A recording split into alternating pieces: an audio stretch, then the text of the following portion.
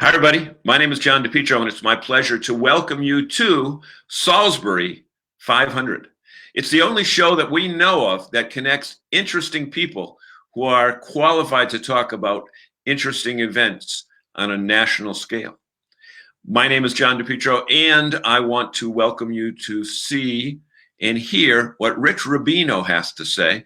And Rich Rubino is a national author and presidential scholar. And I'm going to bring him into the show right now. And Rich, welcome. Thank you. Through the magic of broadcast technology, we bring you here from the North Shore to the entire United States. Rich, tell us a little bit about your background and why you are eminently qualified to talk about this election coming up in just a few months. Well, I have a congenital interest in American politics, the American political sphere.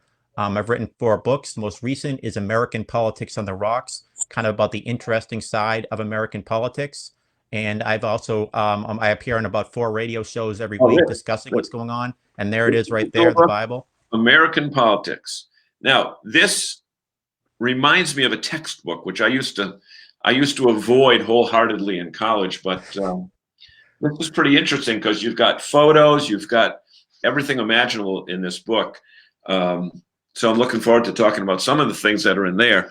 But, go ahead. You were talking about your background, and then I cut you. Oh, no, that's pretty much it. Okay. So this particular election coming up in just a few months has been said by the quote unquote political experts throughout the United States that this is a totally different election than anything that's ever happened in our history. And you kind of think that when you compare that with even what happened 4 years ago and in 1968 in particular, that there are a lot of similarities with this election and others. Well, the big issue right now in terms of the Democratic Party is can they be unified in terms of the Bernie Sanders supporters coming over and supporting Joe Biden? And it's interesting, you talk about the issue of political unity. The Democratic Party, go back to 1968, the example you brought up. So that year, essentially, you had Eugene McCarthy, the senator from Minnesota, whose campaign was essentially about being against the Vietnam War, and then he ran in the primaries, and he won some of the primaries. Hubert Humphrey, the vice president, who supported the Johnson's policy in the Vietnam War up until he gave a speech September 30th, discounting it somewhat. And so all the Eugene McCarthy people, a lot of them were very angry that Hubert Humphrey ended up getting the nomination without participating in the primaries. But Rich, if my memory, now 1968, I was just getting out of high school, just ready to go to college. Yes. And if my memory serves me correctly, there were major issues in the streets of Chicago around that convention time. Can that same thing happen in Milwaukee this year? No, I don't think so. That year, you had the issue was the Vietnam War, and there were other issues that went on in 1968 as well. You had the assassinations, you had the Watts riots in 1967. The issues, I think, at that time were a lot bigger. But what happened, what's interesting, so Eugene McCarthy does not garner the nomination. He did not support Hubert Humphrey until October 29th of 1968.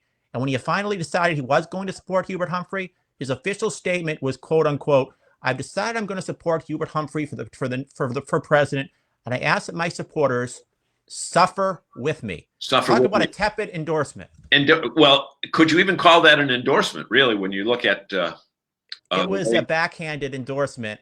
Hubert Humphrey, all he said at the time was, well, it made me a happy man that he did come out and endorse me, because the most quintessential issue at that time, the Vietnam War, Eugene McCarthy, the flagship issue he ran on was being against the Vietnam War, bringing the troops home. Now, Hubert Humphrey, actually, he gave a speech on September 30th in Salt Lake City, where he actually distanced himself from the Johnson administration policy and actually said that he would support a unilateral bombing halt as an acceptable risk for peace. And that brought some of the McCarthy people over to him, but certainly not as many. And the Democratic High Command believed that had more Eugene McCarthy supporters came out and voted for them, that Hubert Humphrey would have been elected in 1968, not Republican Richard M. Nixon. Okay, fast forward 50 years, 52 years to right now.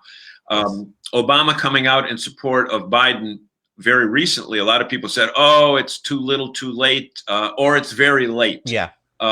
Based upon what you said in 1968, that's not really the case at all, is it? Well, here's the thing. The precedent is that when you're an incumbent president, usually after 8 years, you do not make an endorsement in the primaries. Lyndon Johnson did not endorse Hubert Humphrey, even though Hubert Humphrey was closer to him ideologically over Robert Kennedy and over Eugene McCarthy in 1968. In 1988, Ronald Reagan never endorsed his vice president, George H.W. Bush. In fact, Jack Kemp, the congressman from New York, was probably closer to him ideologically, but he basically stayed neutral. And when he finally did endorse George Bush, he pronounced it as Bush.